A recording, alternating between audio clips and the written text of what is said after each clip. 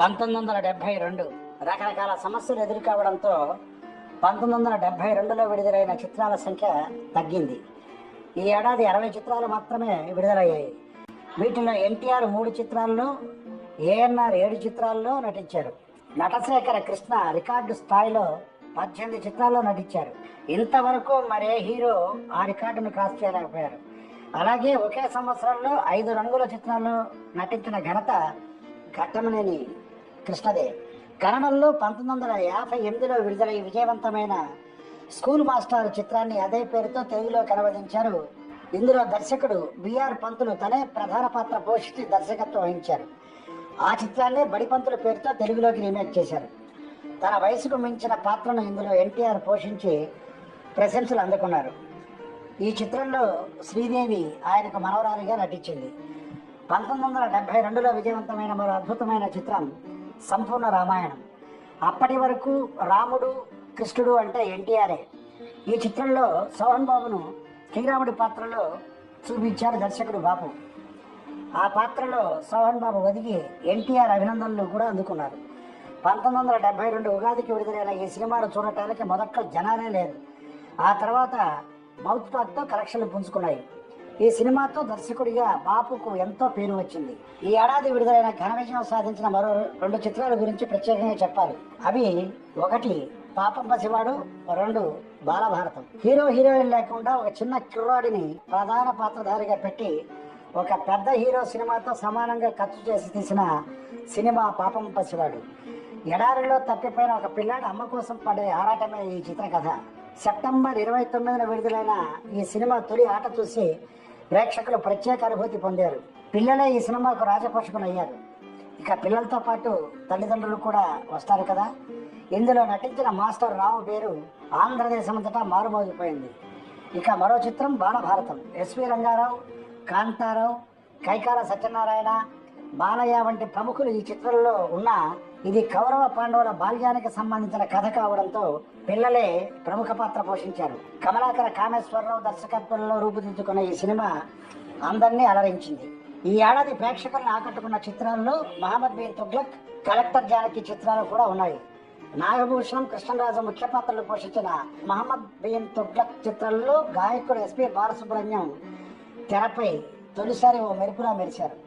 మాటల రచయితగా దాసరికి ఎంతో పేరు తెచ్చిన చిత్రం ఇది. అలాగే జెమినీ సంస్థ నిర్మించిన కలెక్టర్ జానకి చిత్రం కూడా విజయం సాధించింది.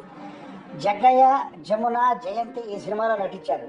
హాస్య నటుడు ఆంధ్ర దిలీప్ కుమార్గా పేరుగాంచిన చలం ద్విపాత్రాభినయం చేసిన బుల్లెమ్మ బుల్లోడు చిత్రం కూడా విజయం సాధించింది. ఇందులో చలం సరసన విజయ నిర్మల, విజయలలిత నటించారు. ఇప్పుడు అగ్ర హీరోల చిత్రాలను ఒకసారి పరిశీలిద్దాం. నటరత్న ఎన్టీఆర్ ఈ ఏడాది 3 చిత్రాల్లో నటించారు.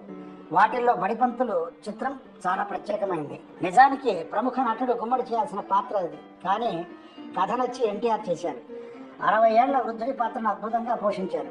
నవంబర్ 23న బడిపంతులు చిత్రం విడుదలైంది. అయితే జయాంధ్ర ఉద్యమం కారణంగా నైజాంలో ఒకరోజు లేటుగా రిలీజ్ అయింది. ఒకే ఒక్క సెంటర్ వైజాగ్ చిత్రాలయాలో 100 రోజులు ఆడింది. ఈ ఏడాది ఎన్టీఆర్ తొలిసారిగా త్రిపాత్రాభినయం చేసిన కులగౌరవం చిత్రం విడుదలైంది. ఈ చిత్రానికి పేకేటి శివరాం దర్శకుడు. తాత, తండ్రి, కొడుకులుగా ఎన్టీఆర్ నటించిన ఈ చిత్రం ఫ్లాప్ అయింది. ఎన్టీఆర్ నటించిన 3వ చిత్రం శ్రీ కృష్ణాంజనేయ యుద్ధం కూడా విజయం సాధించలేదు. నట సామ్రాట్ అక్కినేని నాగేశ్వరరావు ఈ ఏడాది 7 చిత్రాల్లో నటించారు. వీటిల్లో కొడుకు కోడలు, విచిత్ర బంధం, రైతు కుటుంబం చిత్రాలు ప్రేక్షకులను నిరాశపరిచాయి. హై బడ్జెట్తో తెరకెక్కించిన చిత్రం మంచి రోజులు వచ్చాయి. జెమినీ సంస్థ 60 థియేటర్లలో విడుదల చేసింది. అన్ని థియేటర్లలో ఒక్క తెలుగు సినిమా విడుదల కావడం ఇదే ప్రథమం. ఈ సినిమా 24 సెంటర్స్లో 2 థియేటర్లలో విడుదల కావడం మరో రికార్డు. అయితే ఈ చిత్రం ప్రేక్షకుల్ని ఆకట్టుకోలేకపోయింది. మరో చిత్రం భార్యాబిడ్డల సంక్రాంతి సందర్భంగా విడుదలైంది. మంచి ఓపెనింగ్స్ వచ్చినా సినిమా నిలబడలేదు. అక్కినేని, వాణిశ్రీ కాంబినేషన్లో వచ్చిన 3వ కలర్ చిత్రం దత్తపుత్రుడు కూడా విజయం సాధించలేదు. అక్కినేని మరో చిత్రం బీదరపాట్లు ఫ్లాప్ అయింది. విఠలాచార్య ఈ చిత్రానికి దర్శకుడు. నటశేఖర కృష్ణ ఏడాది రికార్డు స్థాయిలో 18 చిత్రాల్లో నటించారు. వీటిల్లో పండంటి కాపురం బిగ్గెస్ట్ హిట్ అయింది. నటుడు ప్రభాకర్ రెడ్డితో కలిసి కృష్ణ నిర్మించిన ఈ చిత్రం 17 కేంద్రాల్లో డైరెక్ట్గా 100 రోజులు ఆడింది. హైదరాబాద్లో 365 రోజులు ఆడింది. ఈ చిత్రంతోనే నటిగా జయసుధ పరిచయం అయ్యారు. హీరో కృష్ణకు బిగ్గెస్ట్ హిట్ ఇల్లు ఇల్లాలు. 2 కేంద్రాల్లో డైరెక్ట్గా 100 రోజులు ఆడిన ఈ చిత్రం షిఫ్టులతో విజయవాడలో 175 రోజులు ఆడింది. అంతా మన మంచికే, హంతకులు, దేవాంతకులు, కోడల పిల్ల, మేనకోడలు, ఇన్స్పెక్టర్ భార్య చిత్రాలు కమర్షియల్గా విజయం సాధించాయి. ప్రజానాయకుడు, అబ్బాయి గారు అమ్మాయి గారు, మరపురాని తల్లి చిత్రాలు యావరేజ్గా ఆడాయి. మరగాడొస్తున్నాడు జాగ్రత్త, గూడు పుఠాణి, మా ఇంటి వెలుగు చిత్రాలు ఫ్లాప్ అయ్యాయి. రాజమహల్, మా ఊరి మనగాళ్ళు, భలే మోసగాడు, నిజం నిరూపిస్తా, కత్తుల రత్తయ్య డిజాస్టర్స్ అయ్యాయి. నటభూషణ సోహన్ బాబు ఏడాది 8 చిత్రాల్లో నటించారు. వీటిల్లో సంపూర్ణ రామాయణం చిత్రం సూపర్ హిట్ అయింది.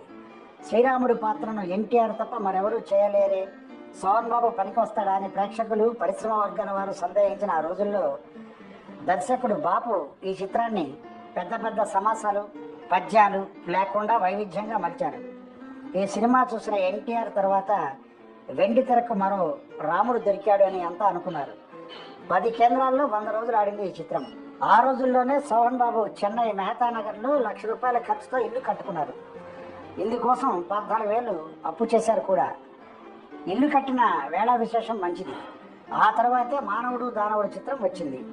1972 జూన్ నెలలో అక్కినేని నటించిన హై బడ్జెట్ కలర్ ఫిల్మ్ దత్తపుత్రుడు విడుదలైంది.